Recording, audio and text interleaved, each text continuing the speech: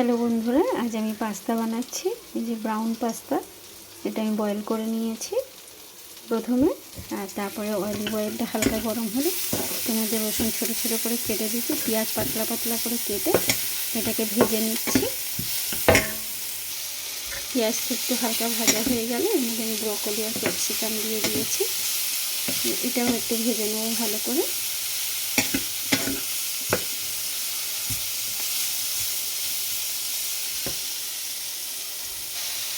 Broccoli আর ক্যাপসিকামটাও ভাজা হয়ে গেছে, তো এটার মধ্যে এবার আমি বয়েল করা পাস্তাটা দিয়ে দেবো।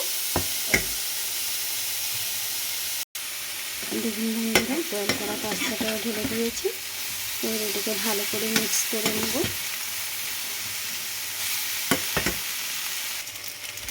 দেখুন বন্ধুরা, আমার পাস্তাটা পুরো রেডি।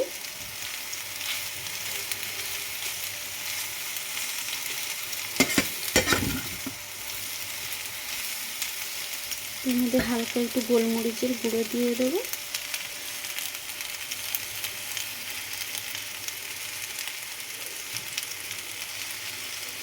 ব্যাস, এটাকে একটু মিক্স করে নিলে আমার পাস্তা রেডি। ধন্যবাদ বন্ধুরা, ভিডিওটা ভালো লাগলে অবশ্যই একটা লাইক কমেন্ট করবেন আর সবাই ভালো থাকবেন।